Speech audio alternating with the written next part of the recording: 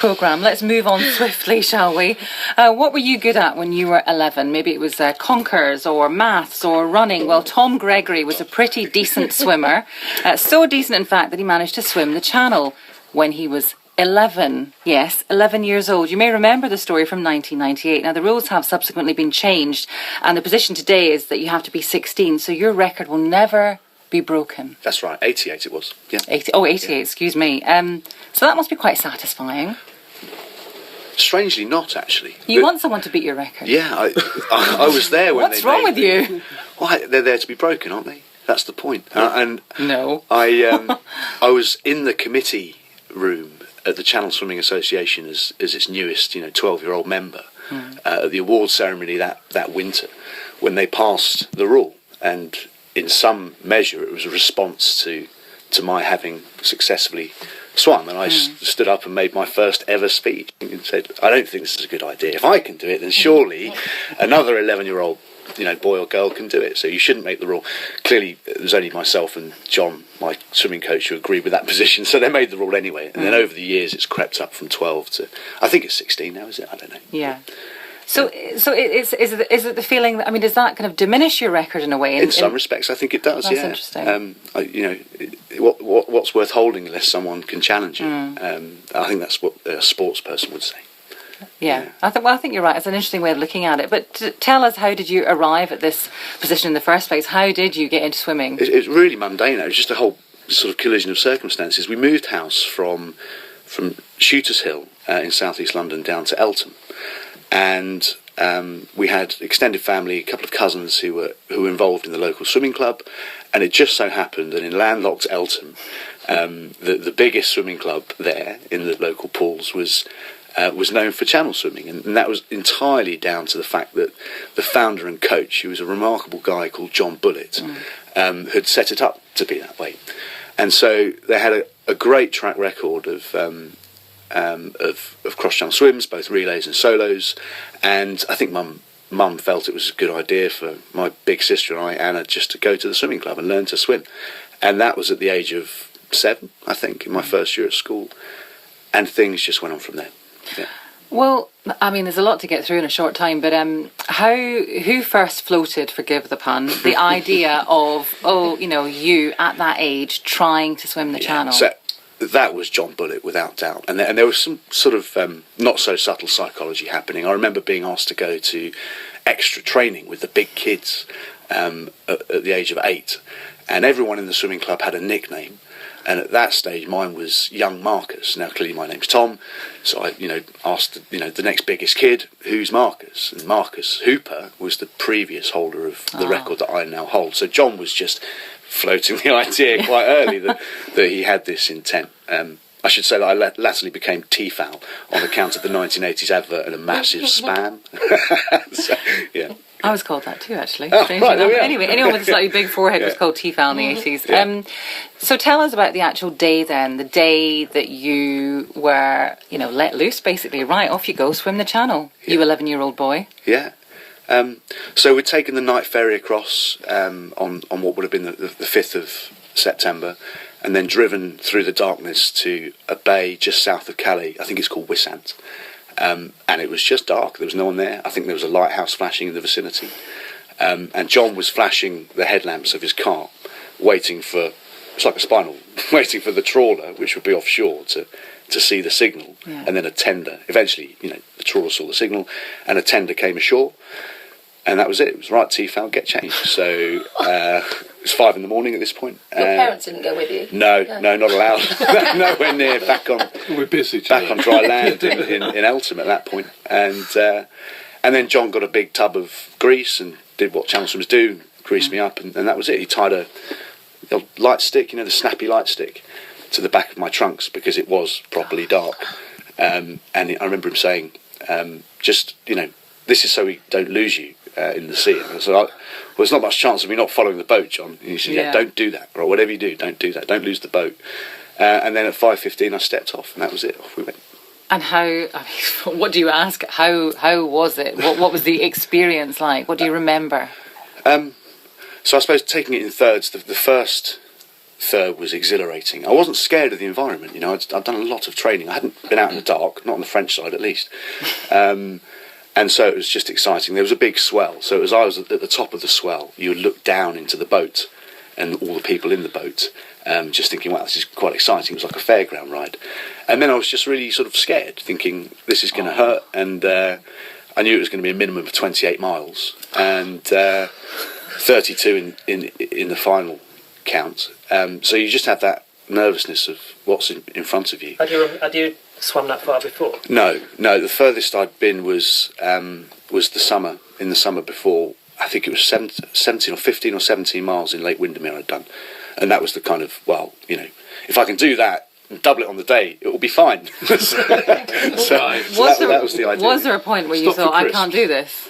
There were points of near consciousness, falling asleep, a couple of hallucinations in there somewhere. A lot of it's, you know, a less than clear memory.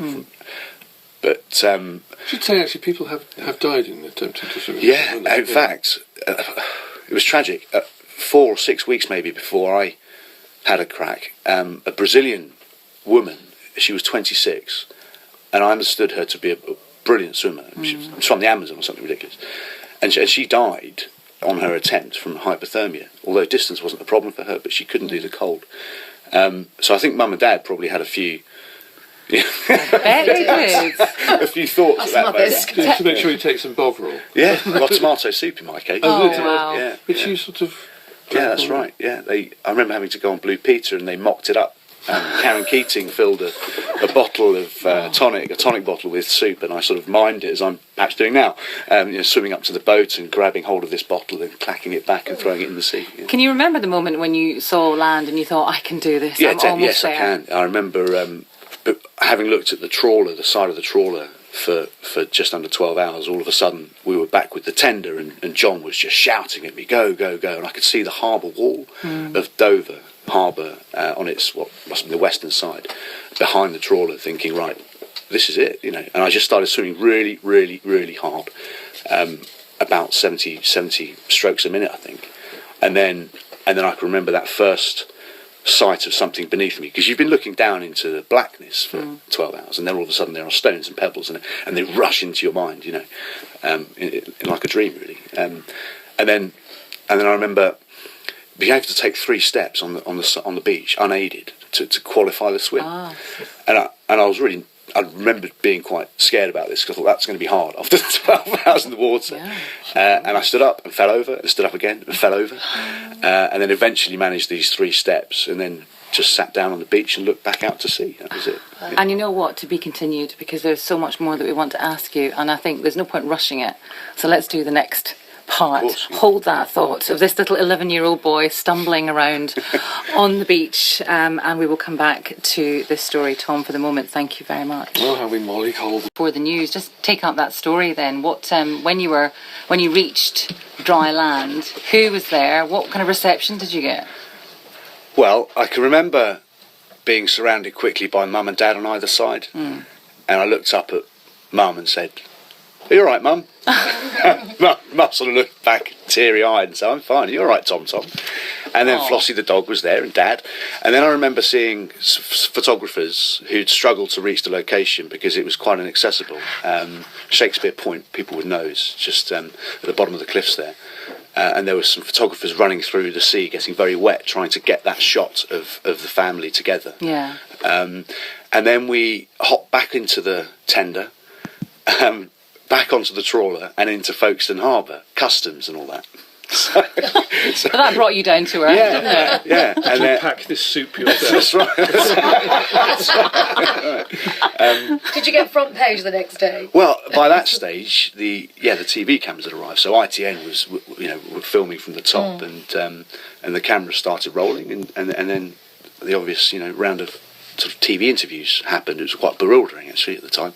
Did you enjoy that, though, that kind of fame at that age, or did you find it a bit scary? A bit of both, if I'm honest. John was I was quite a cocky kid, if I'm honest, and John in particular was really worried that it would have a bad effect on my personality, I suppose. so I found it quite difficult to talk about. Probably still do, actually. But yeah, it was fun. I got to meet some really interesting people. I bet you did. Yeah. And as I say, part 3 after the news, because there's so much more to ask, isn't there? Tom, thank you very much for Of course.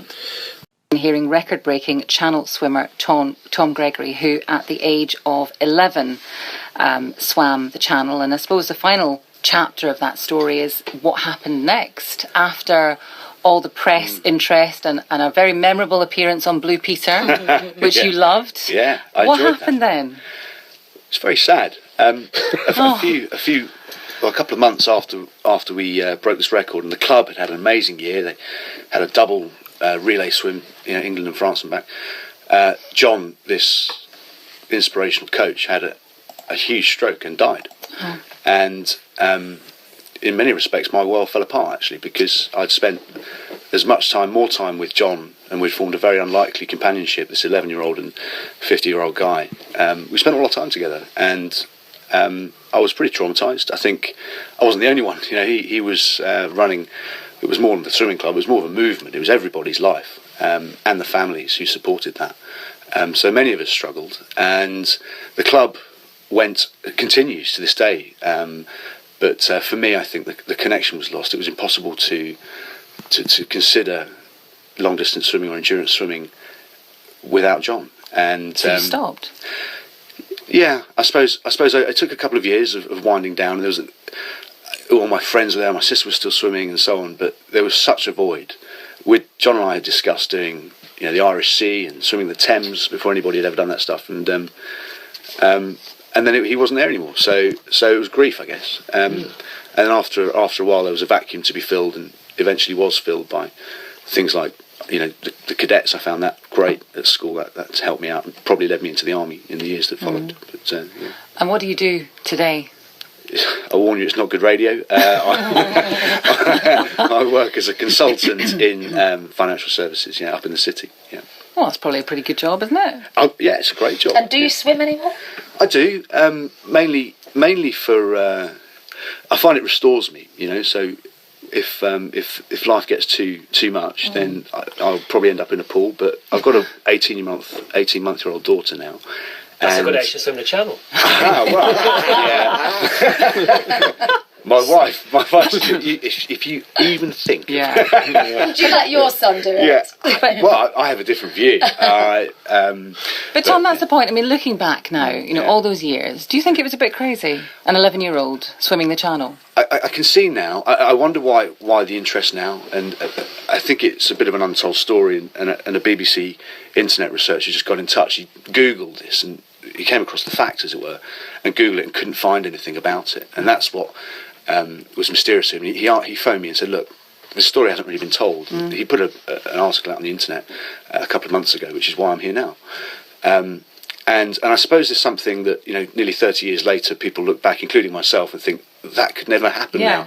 But what have we lost? What's changed? And clearly it's the right thing that in this day and age we think very much about the welfare of children.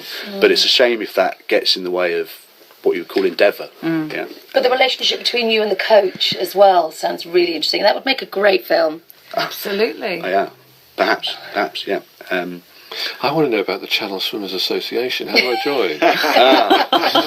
Well, there are two now. Really? Yeah, it's. I'm not entirely sure how this came about, but there are two governing bodies who can supervise a crossing these days. Yeah, but the CSA, as I knew it, was a real bastion of the old days of informed amateurism, and big blazers and special ties. He loves a blazer. Yeah. Tom, Yeah, again, British, yeah. thank you. It's an amazing story, and like you say, it hasn't really been told, and hopefully we've told it now. But let's move on now, because it